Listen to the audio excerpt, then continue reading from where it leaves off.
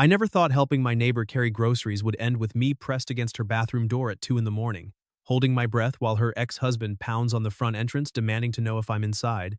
But falling for Vivian Marsh meant accepting chaos I wasn't built for and discovering I wanted it anyway. Let me back up to where this really started. 6 months ago, a Tuesday in October that felt like any other until it wasn't. My name is Connor Hayes. I'm 30 years old, a software engineer at a fintech startup in Chicago. And before Vivian, I'd convinced myself that relationships were inefficient. My last girlfriend, Rachel, had left me 2 years earlier with a speech about how I was emotionally closed off and married to my laptop. She wasn't wrong. I worked 70-hour weeks, lived on delivery food, and measured my worth in lines of code shipped and bugs squashed. My apartment in Lincoln Park was sterile IKEA furniture, nothing on the walls, a fridge that contained beer, leftover Thai food, and a bottle of ketchup from 2022. I also drank too much. Not falling down drunk, but the kind of drinking where you polish off a six-pack on a Tuesday night and wake up Wednesday feeling hollow. I told myself it was under control. My therapist, the one my mom made me start seeing after Rachel left, disagreed. "You're self-medicating, doctor," Patel said during our third session. "The drinking, the overwork, you're running from something." I stopped going after that.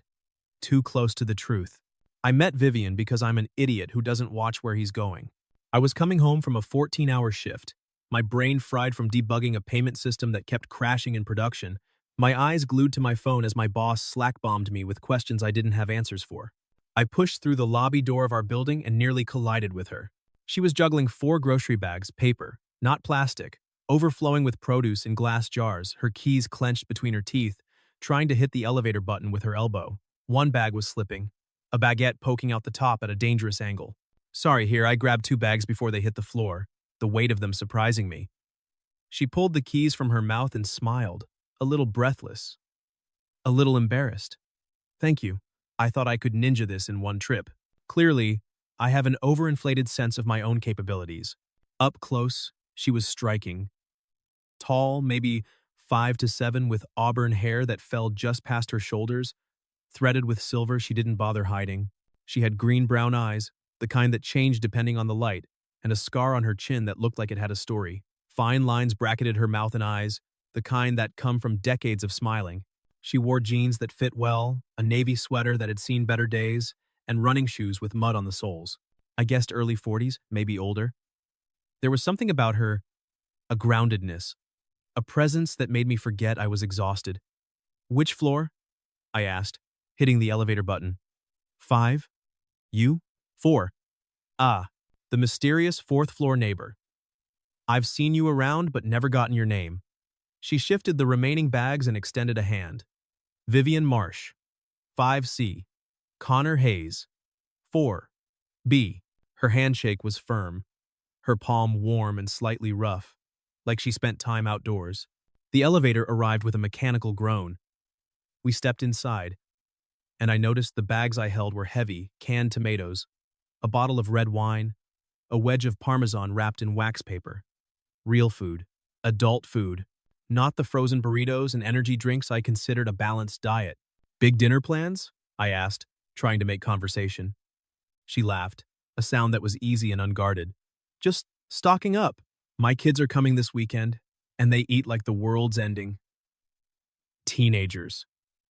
She shook her head fondly. "They're human locusts.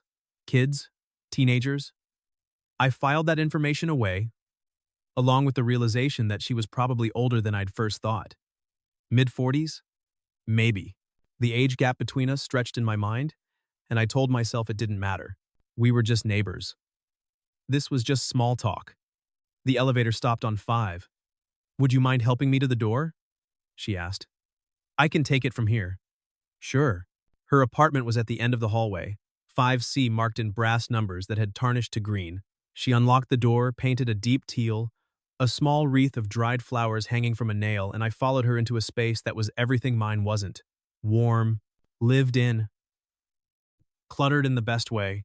Bookshelves overflowed with paperbacks, spines cracked from rereading. Framed photos lined the walls, 2 kids at various ages, a golden retriever, landscapes that looked like the Pacific Northwest. A couch sagged comfortably under mismatched throw pillows. The kitchen smelled like coffee and cinnamon, and something about the whole place made my chest tighten with a longing I didn't have words for. I set the bags on the counter. She started unpacking, moving with efficiency, jars in the pantry, produce in the fridge. Her hands were graceful, deliberate. I noticed a thin silver ring on her right hand, a tattoo peeking out from under her sweater sleeve. Something floral. A vine, maybe. "Would you like something to drink?" she asked, pulling out the wine bottle I'd carried. "I've got coffee, tea, water, or—" She held up the bottle. A Pinot Noir, with a label I didn't recognize. A very respectable red that I was saving for Friday, but I could be persuaded to open early. I had emails to answer, code to review, and drinking alone with an attractive older woman I barely knew felt like a line I shouldn't cross. But something about her, the warmth in her voice, the way she looked at me like I was a person instead of a cog in a machine, made me want to stay. "Wine sounds good," I said. She smiled, pulled down 2 glasses, and poured. The dim light of her kitchen caught the curve of her neck as she tilted her head, and I noticed the hollow at the base of her throat, the way her sweater slipped slightly off one shoulder. She smelled like vanilla and something earthier. Rain, maybe, or the ghost of wood smoke. When she handed me the glass, her fingers brushed mine cool skin against warm, and the air between us suddenly felt thin, charged with a voltage I hadn't felt in years. "So, Connor from 4B, she said, leaning against the counter, cradling her glass. "What do you do when you're not rescuing strangers from grocery avalanches?" "Software engineer, fintech startup downtown. Mostly I write code that breaks things, then fix it before anyone notices." "That sounds stressful." "It is." "You?" "High school English teacher. Lincoln Park Academy. I teach juniors and seniors, mostly. AP Lit, creative writing, that kind of thing." "That's a tough gig." She laughed. "You have no idea, but I love it, most days. When I'm not breaking up fights over TikTok drama or explaining why Shakespeare isn't, in fact, boring." We talked for 20 minutes that became 40, then an hour. She told me about her kids, Sophie, 19, studying biology at Northwestern with plans to save the rainforest. Jake, 17, a high school senior obsessed with basketball and college applications. About her ex-husband, Greg, who she divorced 5 years ago after 20 years of marriage that had slowly, quietly crumbled. "He's a good dad," she said, refilling our glasses. The wine was loosening her words, softening the edges, but we were terrible together. We got married at 23, had kids by 25, and by the time we hit 40, we'd grown into strangers sharing a mortgage. The divorce was brutal but necessary. "I'm sorry," I said, and I meant it. "Don't be. I'm happier now. Lonelier, sometimes, but happier." She looked at me, really looked at me, and I felt exposed. "What about you? You've got the look of someone who works too hard and sleeps too little." Guilty. "When's the last time you took a real day off?" I thought about it. June? "Connor, it's October." She shook her head, but she was smiling. "That's not sustainable. I'm starting to figure that out." "What happened with the last relationship?" she asked gently. "If you don't mind me asking." I did mind. But the wine had loosened my defenses too. Her name was Rachel. We were together for 3 years. She left because I paused, searching for the right words, because I was more committed to work than to her. She said, I was emotionally unavailable, that I was turning into my father. Ouch. Yeah, I drained my glass. My dad's a functional alcoholic. High-powered lawyer, great on paper, dead inside. I swore I'd never be like him. And then I woke up one day and realized I was halfway there. She reached across the counter and touched my hand. Just a light touch, her fingers resting on my knuckles, but it sent heat flooding up my arm. "That's a hell of a thing to carry around." "I'm working on it." "Are you?" She pulled her hand back, and I missed the warmth immediately, because from where I'm sitting, you look like you're drowning. No one had said that to me before. Not Dr. Patel, not my mom, not Rachel, even when she left. But Vivian saw it, and instead of running, I felt something loosen in my chest. "Maybe I am," I said quietly. We sat in silence for a moment, the kitchen warm and close, the wine bottle half empty between us. Then she glanced at the clock. It was almost midnight and stood. "I should let you go. You probably have an early start." "Yeah." I didn't want to leave. Thanks for the wine. And the company. Anytime. Seriously. If you ever need to borrow sugar or complain about the landlord, you know where I am. She walked me to the door, and there was a moment, just a heartbeat, where we stood too close, where her eyes met mine and something passed between us. Something that felt like possibility, like danger. I thought about kissing her. I saw the thought reflected in her face, but neither of us moved. "Good night, Connor," she said softly.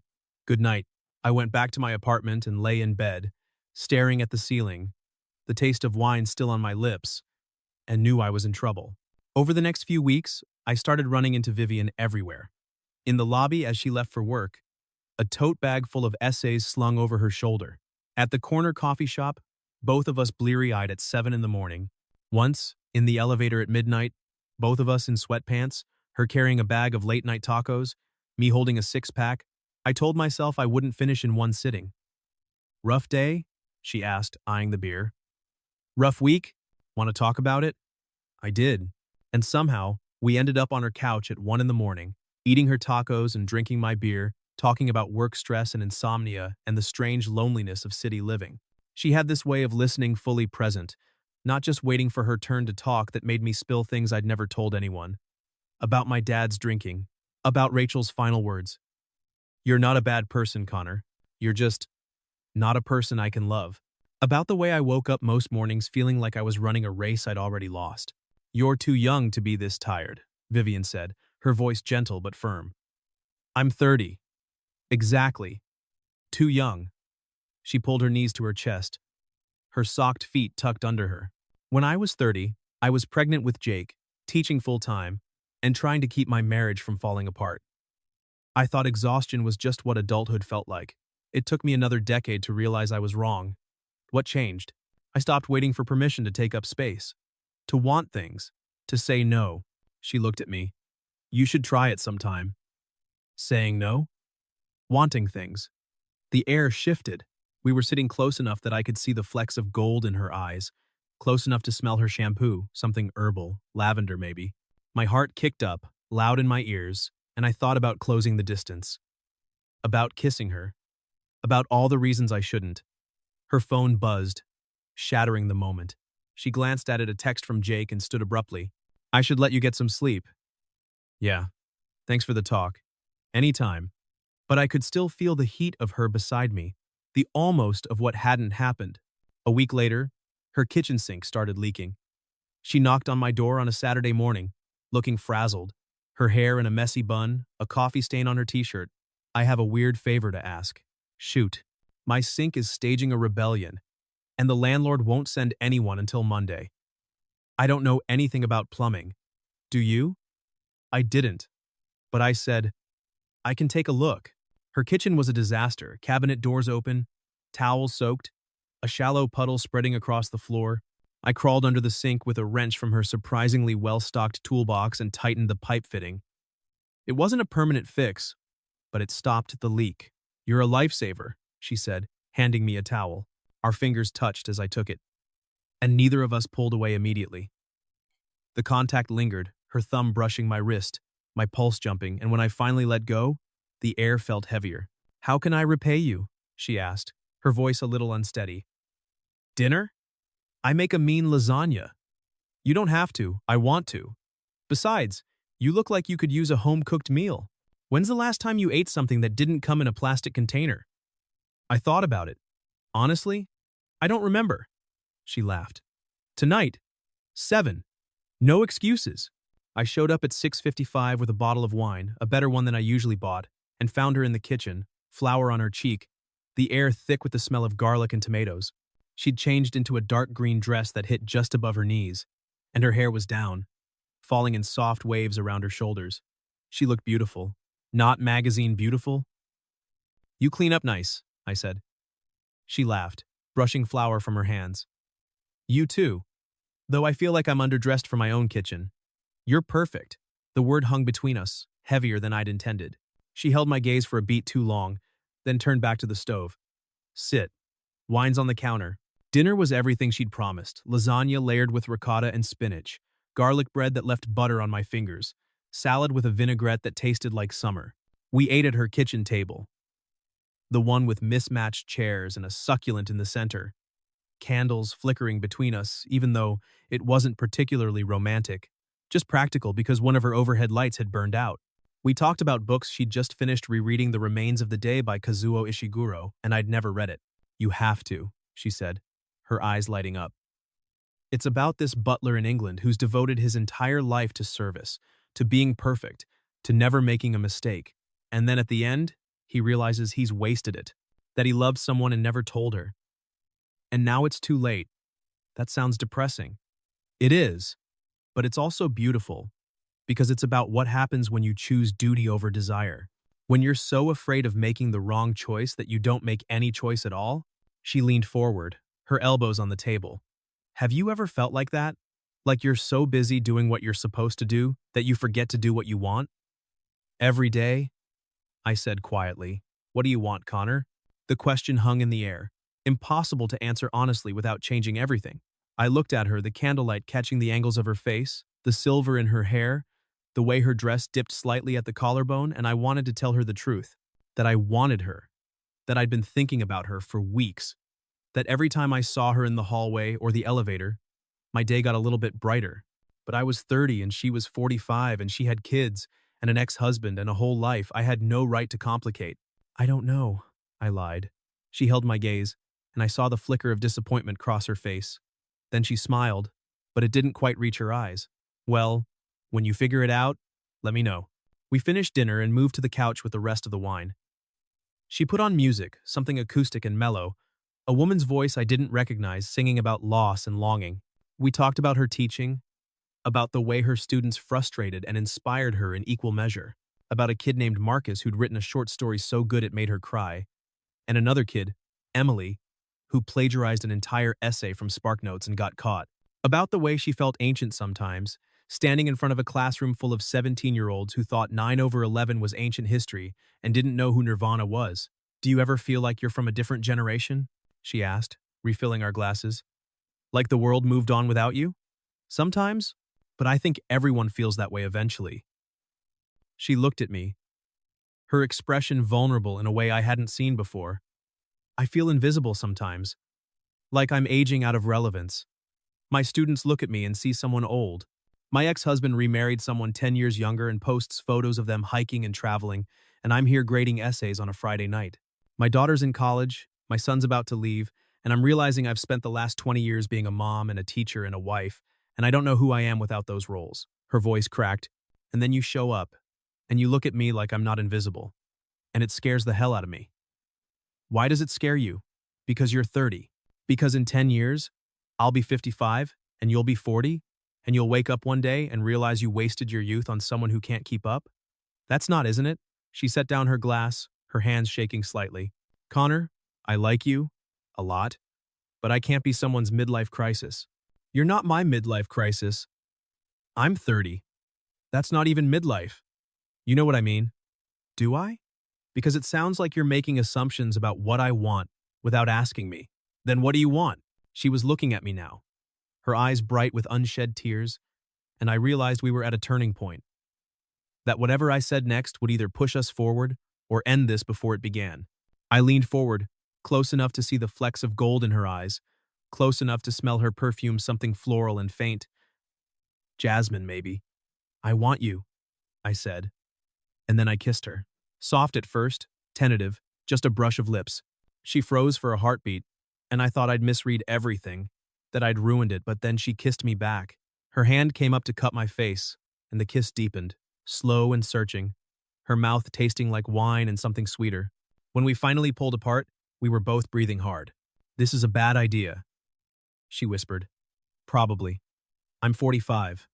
You're 30. I know. I have 2 kids, an ex-husband, a life that's already complicated. I know. She searched my face, her eyes wide and uncertain. So why does this feel worth it? Because it does.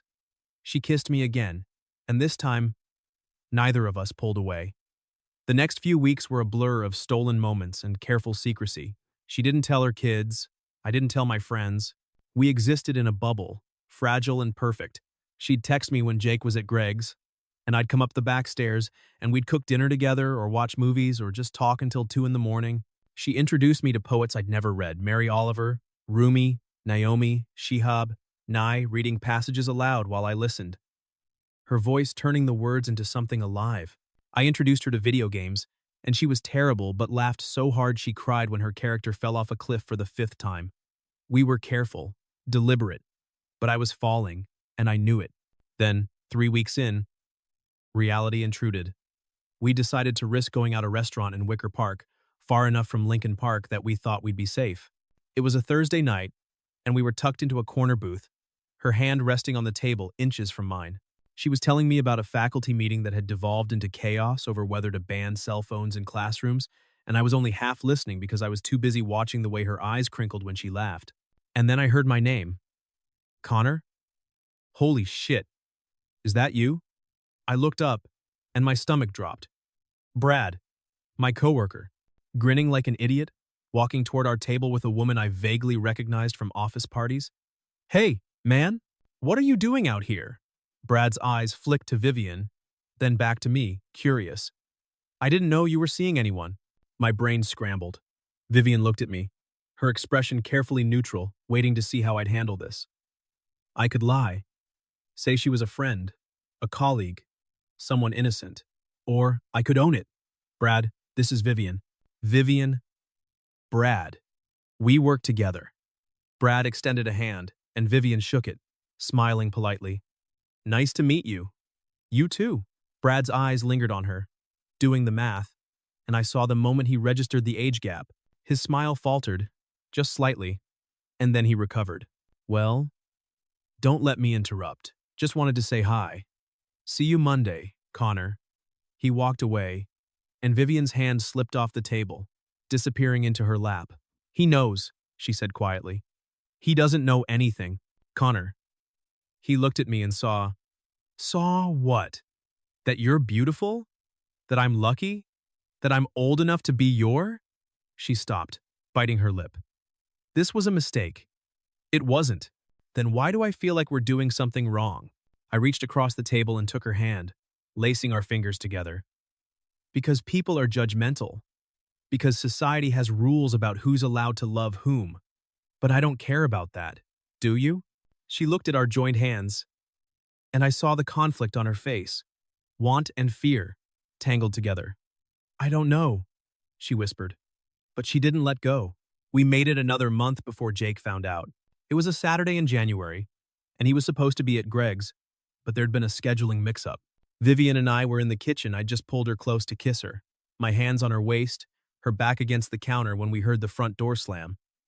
Mom? We sprang apart like teenagers caught by a parent. Jake walked into the kitchen, his basketball duffel over his shoulder, and stopped dead when he saw me. Who the hell is this? Vivian's face went white. Jake, this is Connor. He's your boyfriend? His voice was sharp, disbelieving. He looked between us, his expression cycling from shock to anger to something close to disgust. Are you kidding me right now? Jake, let me explain. Explain what? That you're dating someone who looks like he's barely older than me? Jake's hands clenched into fists. This is insane. Mom. He's 30, Vivian said, trying to keep her voice steady.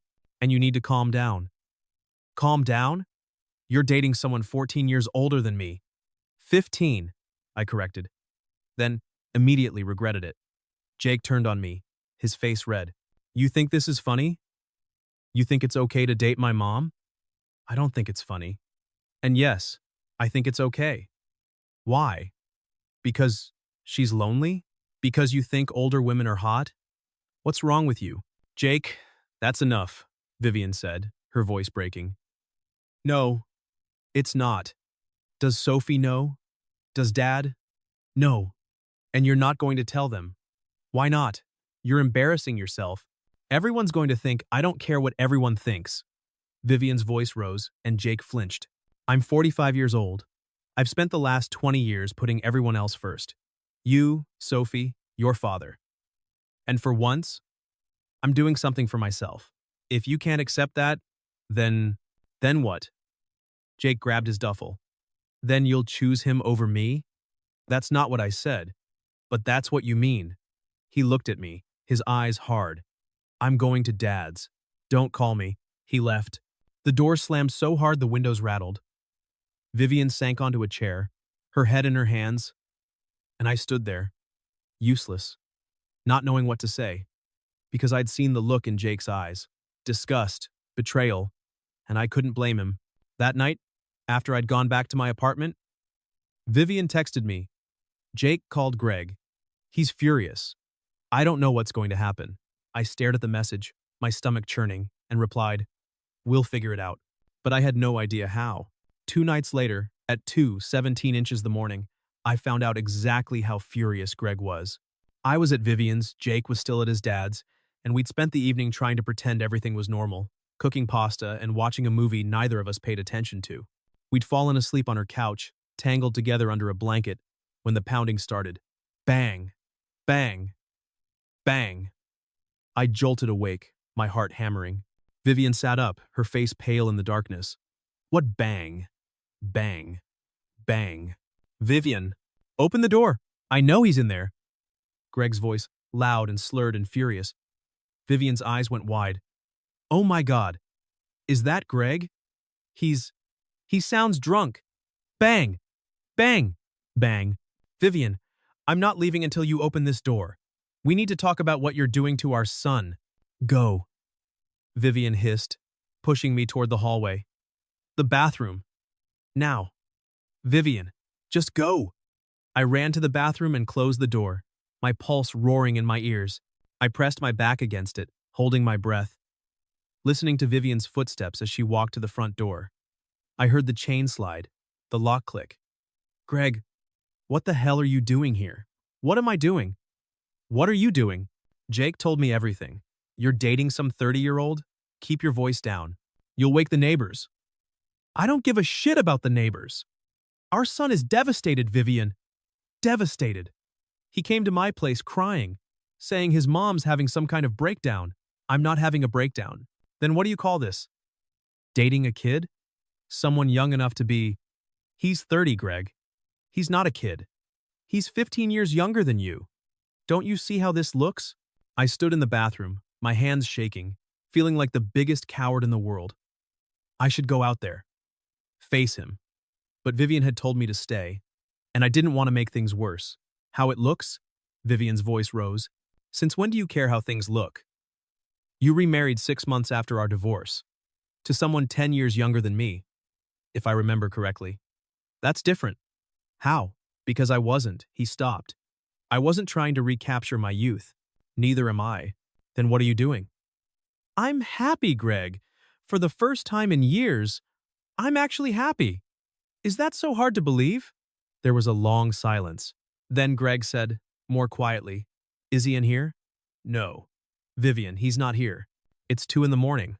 Where else would he be? Another silence. Then, Jake doesn't want to see you right now. He asked to stay with me for a while. Greg, you can't. I can't.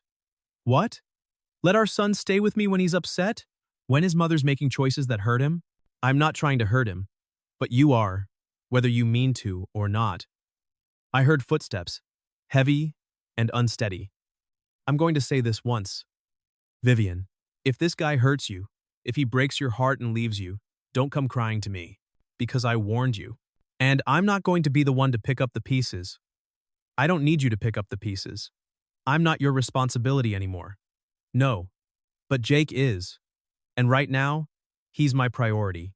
Not your midlife crisis. The door slammed. Footsteps faded down the hallway. Silence. I waited a full minute before opening the bathroom door. Vivian was standing in the middle of the living room, her arms wrapped around herself, tears streaming down her face. I walked to her and pulled her into my arms, and she collapsed against me, sobbing.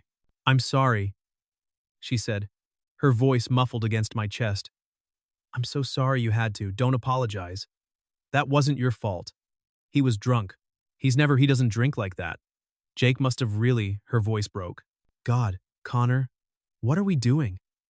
We're figuring it out. Are we? Because it feels like everything's falling apart. I held her tighter, and I didn't have an answer, because she was right. Everything was falling apart. and I didn't know how to fix it. The next morning, Greg called Vivian and demanded I meet him, sober this time, civil. We met at a coffee shop downtown, and he showed up looking exactly like I'd expected mid-40s, tall, fit, wearing a business casual button-down and an expression that could have frozen fire. We sat across from each other, and he didn't waste time. "So, you're the guy my son's been talking about?" "Yeah." 30 years old? Software engineer? My ex-wife's neighbor? That's right. He leaned back, crossing his arms. "Let me be clear. I don't care who Vivian dates. She's an adult. But my kids are my priority. And right now, Jake is furious. He thinks his mom's making a fool of herself. I'm not trying to make her look foolish. Then what are you trying to do? Because from where I'm sitting, you're a 30-year-old with commitment issues dating a woman with 2 kids and a life that's already complicated. What's your endgame? I care about her. For how long? 6 months? A year? What happens when you get bored? When you realize you want someone your own age without the baggage? She's not baggage. I didn't say she was, but her life is. Her kids are. And if you're not serious about this, you need to walk away now. Because when you hurt her, you hurt my kids. And I won't let that happen." He stood, buttoning his jacket. "Do the math, Connor. When you're 40, she'll be 55. When you're 50, she'll be 65. You really think you can handle that?" He left, and I sat there staring at my untouched coffee, Greg's words echoing in my head. "When you're 40, she'll be 55. When you're 50, she'll be 65. I'd thought about it, of course. Late at night, when Vivian was asleep beside me, I'd lie awake doing the math. 15 years. I wanted kids someday, didn't I? But Vivian was done. Sophie and Jake were nearly adults. She wasn't going to start over. And then there was the generational gap I'd been ignoring. The way she didn't get half my cultural references. The way I didn't get hers. The way our life stages didn't quite sync. She was settled, grounded, while I was still figuring out who I was. The next day at work, I was a mess. I sat at my desk, staring at my screen, the cursor blinking accusingly in an empty file. My inbox had 93 unread emails. My boss had slacked me twice asking about a deployment timeline. I didn't care. My phone buzzed. A text from Vivian. "How are you holding up?" I stared at it for a long time before replying. "I'm fine. You? Lying to each other now?" I almost smiled. "Yeah, a little. Jake still won't talk to me. I'm trying to give him space. I'm sorry. It's not your fault." But it felt like it was. My coworker, Sarah, rolled her chair over to my desk. "You okay? You've been staring at that screen for like 20 minutes. "Yeah. Just distracted?" "By what? Or should I say by whom?" She grinned. "Brad said he saw you at dinner last week with an older woman?" Spill. I felt my jaw tighten. There's nothing to spill. Come on. You've been smiling at your phone for weeks. You leave early on Fridays. You turned down drinks last Thursday. Who is she? It's complicated. That's what people say when they're dating their boss or their ex's sister. She laughed. I stopped, not sure how to explain. She's just not what people expect. Meaning? Meaning she's older. And people are weird about it. Sarah's eyes widened. How much older? 15 years. Damn. Okay, that's wow. She studied me. But you're happy? Yeah. When I'm not overthinking it, then who cares what people think? But I did care. Because it wasn't just Brad and Sarah and random strangers. It was Vivian's kids, her ex, my parents, who I hadn't even told yet because I knew how they'd react. It was the way society had rules about age gaps, rules that felt arbitrary until you were on the wrong side of them. The breaking point came 2 weeks later. Vivian and I had planned a day out shopping for a birthday gift for Sophie, then lunch at a place in Bucktown she liked. We were in a home goods store, looking at picture frames, and Vivian was laughing at something I'd said, her hand brushing mine as she reached for a frame. The saleswoman, an older lady with a kind face, approached us. "Finding everything okay?" "Yes, thank you," Vivian said. The woman smiled at me. "Shopping for your mom? That's sweet." The words hit like a slap. I opened my mouth to correct her, but Vivian beat me to it. "Oh, no, we're not." Her face flushed, and she looked at me. stricken. The saleswoman blinked, confused. Oh, I'm so sorry.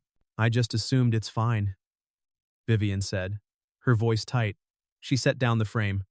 Actually, we need to go. She walked out of the store, and I followed, my stomach twisting. Outside, she leaned against the wall, her arms wrapped around herself. Vivian, don't. Her voice was sharp.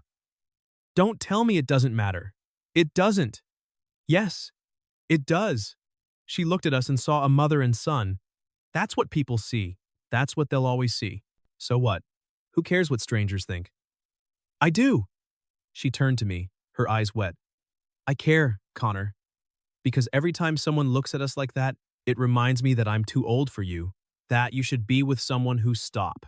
I stepped closer, taking her hands. Stop telling me what I should want. Then what do you want? Because I need to know you're not going to wake up in 5 years and resent me for not being able to give you kids? For being 50 when you're 35? For what? For being you? I pulled her close, my hands on her waist. I don't care about what might happen in 5 years. I care about right now. And right now, I want you. But what if right now isn't enough? Then we'll deal with it when it stops being enough. But I'm not walking away just because some stranger made a stupid assumption. She looked at me, her face crumpling, and then she kissed me. Right there on the street, in broad daylight, in front of everyone. And when we pulled apart, she was crying. I love you, she said. I know it's too soon, and I know it's stupid, but I love you. It's not stupid, I said. And I love you too. But the doubt didn't go away. It festered, growing in the spaces between us, fed by Greg's words and Jake's anger and the saleswoman's mistake. My parents came to visit in early February, and I couldn't avoid it anymore. I told them about Vivian over dinner, and the silence that followed was deafening. She's how old? My mom finally said. 45. Connor. She set down her fork. That's only a few years younger than me. I know. And she has teenage children? Yes. This is she looked at my dad, who'd been silent through the whole exchange. Honey, say something. My dad cleared his throat. Are you happy? Yes. He nodded slowly. Then I guess that's what matters. But my mom wasn't convinced. Connor, have you thought about the future? About what this means long term? And when you're 50, she'll be 65. I know. Everyone keeps reminding me. Because it matters. She reached across the table, her voice softening. I'm not trying to be cruel. I'm trying to protect you. What happens when you realize you want different things? When she's ready to retire and you're still in the prime of your career? I don't know, Mom, but I can't live my life based on what ifs. That's exactly what you should be doing. Planning for the future. Making smart choices. Like you and Dad? The words came out harsher than I'd intended. What's that supposed to mean? It means you and Dad have spent 35 years in a marriage that looks good on paper but feels empty. You think I don't notice? That I don't see the way you avoid each other? My mom's face went pale. That's not fair. Maybe not, but it's true. And I'd rather have 5 real years with Vivian than 30 empty ones with someone appropriate. I stood, throwing down my napkin. I left the restaurant and walked until my legs ached, my mind racing. When I got back to my apartment, there were 3 missed calls from Vivian and a text. I think we need to talk. My stomach dropped. I called her back, and she answered on the first ring. Connor. Her voice was strained. Can you come up? I went up to her apartment, and the moment she opened the door, I knew something had shifted. She looked exhausted, her eyes red, her shoulders slumped. What's wrong? I've been thinking. About what everyone's been saying. About Jake and Greg and that woman at the store. About your mom. How did you... You mentioned dinner with your parents. I'm guessing it didn't go well. It was fine. Connor, don't lie to me. She crossed her arms, and I saw her hands were shaking. Did she tell you I'm too old for you? Something like that? And what did you say? That I don't care. But you do, don't you? Or you wouldn't be here looking like you've been hit by a truck. She sank onto the couch, her head in her hands. Maybe they're all right. Maybe this is selfish. Maybe I'm holding you back from the life you should have. Stop. I sat beside her, taking her hands. Stop letting other people decide what we should want. But what if they're right? What if in 5 years, you wake up and realize you made a mistake? Then I'll deal with it. But I'm not ending this because of a hypothetical future. It's not hypothetical, Connor. It's math, biology, reality. I'm 45. In 10 years, I'll be 55. I'll be going through menopause while you're still what? Still young enough to do better? Is that what you think? Isn't it true? No. I cupped her face, forcing her to look at me. You're not a placeholder. You're not a phase. You're the person I want. And if that scares you, then maybe you're the one who's not ready for this. She closed her eyes, tears slipping down her cheeks. I don't want to hold you back. Then don't. But don't push me away either. She kissed me then, desperate and sad. And I knew we were on the edge of something breaking. A week later, it did. We were at her place, and she'd been quiet all evening. Finally, she said, I think we need to take a break. The words hit like a punch. What? Just some time apart. To think. To make sure this is what we both really want. I know what I want. But I don't. Not anymore. Everyone keeps telling me this is a mistake. And I'm starting to think they're right. So you're going to let them decide for you? I'm trying to protect us both. By ending it, by giving us space to breathe. I stood, my chest tight. You want space? Fine. But don't expect me to wait around while you figure out whether I'm worth the risk. I left. And for 3 weeks, I didn't come back. Those 3 weeks were the worst of my life. I threw myself into work, staying at the office until midnight, writing code until my eyes burned. I drank too much back to old patterns, finishing 6-packs alone and waking up with a pit in my stomach. My coworker Sarah tried to set me up with her friend, a marketing analyst named Jenna who was 27 and worked in tech. We went to a bar in River North, and she was nice, pretty, smart, funny, but every time she laughed, I thought of Vivian. Every time she talked about her job, I missed the way Vivian talked about literature. She mentioned her favorite TV show, something I'd never heard of. And I realized with a sinking feeling that I'd rather be with someone who didn't know my references than someone who didn't challenge me. You're not over her, are you? Jenna said, halfway through her second drink. What? Whoever she is. You've been checking your phone every 5 minutes. I'm sorry. Don't be. Just maybe deal with that before you try dating again. She was right. I texted Vivian that night. Can we talk? She replied an hour later. Yes. Come over. I showed up at her door at midnight, and she let me in without a word.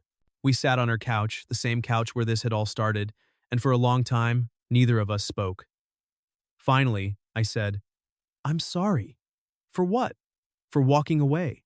For making this harder than it needed to be. You didn't make it hard. I did. I let everyone else's doubts become mine.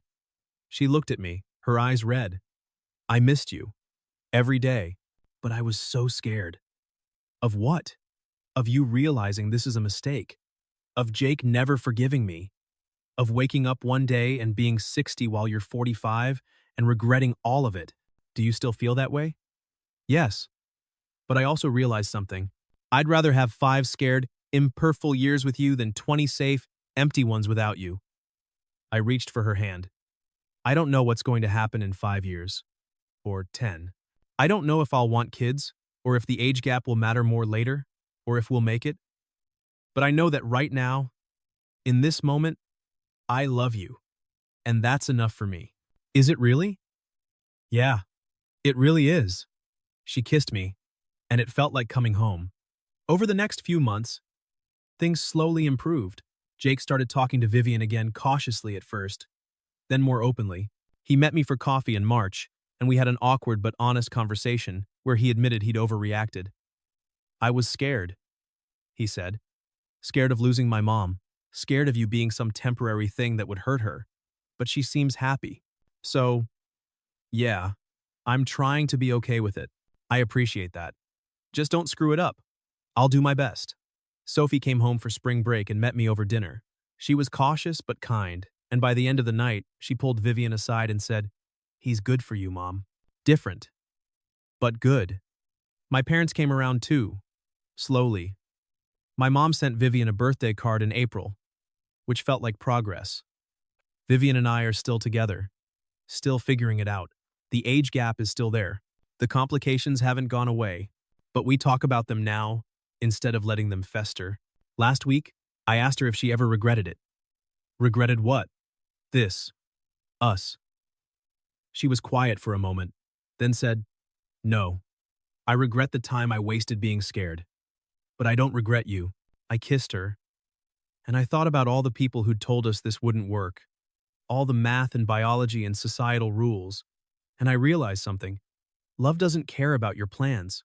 It doesn't care about age gaps or timelines or what's supposed to happen. It just shows up, unexpected and inconvenient, and asks if you're brave enough to say yes. I said yes, and I'd do it again. So yeah, I helped her carry groceries upstairs. She offered me a drink, and 6 months later, I'm still here. Not because it's easy, not because we have all the answers, but because some risks are worth taking, and she's one of them.